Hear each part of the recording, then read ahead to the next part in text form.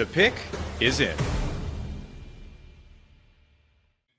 With the fifth pick, after a swap with the Jacksonville Jaguars, the Cleveland Browns select Mason Graham, defensive tackle, Michigan. Let's bring in Locked On Browns host Spencer German. Spencer, first off, how do you like the move by the Browns that essentially have them empowered to select a quarterback this year, next year, now with them owning three of the top 36 picks, of course, including this one and 33 and 36? Yeah, this is why we love draft night, right? You kind of come in with a plan. I think I recorded a short that was all set for Travis Hunter to be the pick, and then they throw you for your loop. So I always knew that trading back was on the radar for the Browns, and I think it just has a lot to do with where they're at as a team right now. In a rebuild, trying to sort of figure it out on the fly here. There's been a lack of talent sort of being added to this roster the last couple of years because they haven't had first round picks, obviously, after the Deshaun Watson trade. So this feels like a smart move from the standpoint of, like, yes, they could have taken Travis Hunter, and I think it would have been a good move as well. Like, he could be a transcendent player in the NFL level, especially with Andrew Berry talking about him, like comparing him to Shohei Ohtani last week. Like, he would have been that type of guy.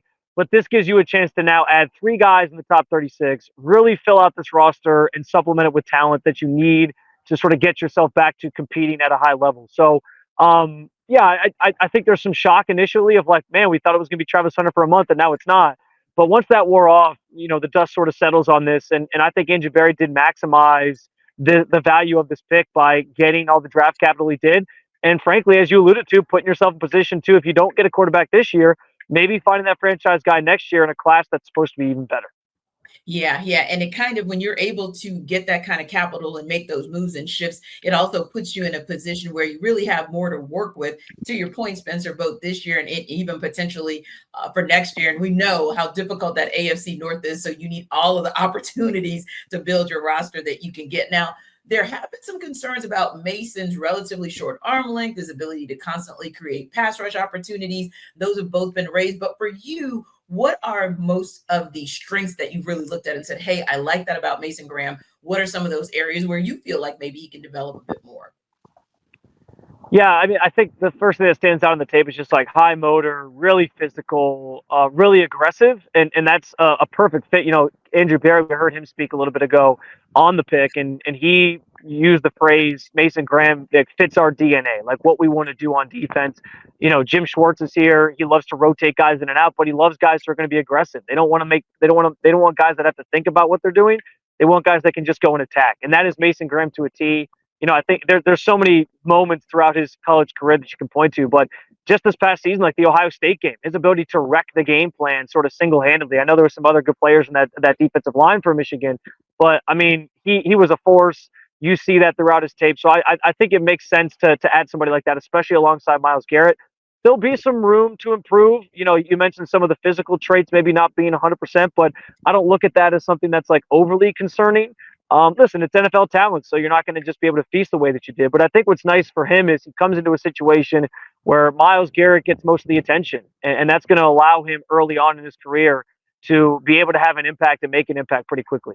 Yeah, I was thinking the same thing. Like, you have a Myles Garrett, so he's going to be double, sometimes triple team. That gives Mason Graham an opportunity. Also, Spencer, it gives him an opportunity to learn from one of the best, if not the best, to do it for going on a decade. So yeah, you got to love that pick, and you got to love that the Browns kind of have an eye for that type of talent. That certainly has worked for them, and being aggressive is seemingly going to work for them, I think, in this first round. But speaking of that, do you really think, with some of the holes that they still have to fill, that they're done for the night? It's a loaded question because I think it's complicated. I mean, these things are fluid, right? Any draft night is. I sitting here right now, I'd probably tell you I do think they're done for the night, and they're going to sort of stand pat and then see what the situation kind of looks like tomorrow. You have the 33rd pick to start off the second round.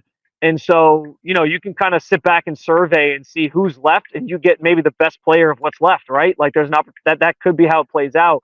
But I do think, like, if the right trade presents itself, if the right player is there, and he potentially into like the mid-20s, I could see Cleveland being aggressive and trying to go up and get somebody, especially considering the draft capital that they just added tonight and having that second round pick. You're still going to make a pick early on tomorrow. If you trade one of those and maybe package it with something else, maybe one of their third rounders they have this year, clearly they have been the team of the day in terms of making moves. They made the move before the draft started, and then they made the move when the draft did started too.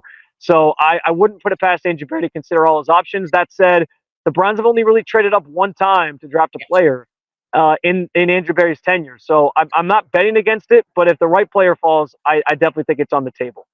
Yeah, yeah. And there's still some interest and some intrigue in whether or not, to your point, they're going to make that type of move. And there's still a lot of good players left on the board to see whether or not they even have to make such a move. Appreciate the time, Spencer. And of course, for continued coverage of the Cleveland Browns, subscribe to Locked On Browns wherever you get your podcasts.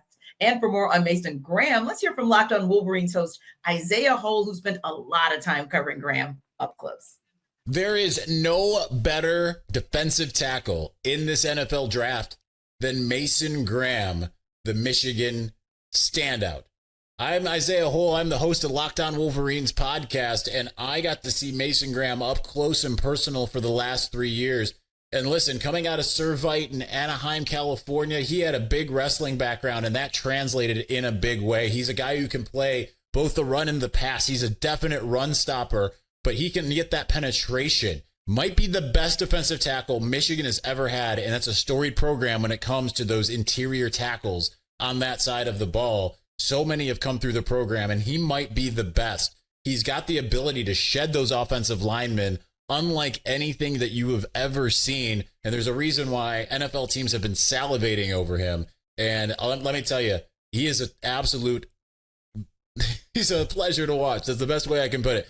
For more, you can check us out over on Locked On Wolverines. Subscribe to Locked On Wolverines wherever you get your podcasts.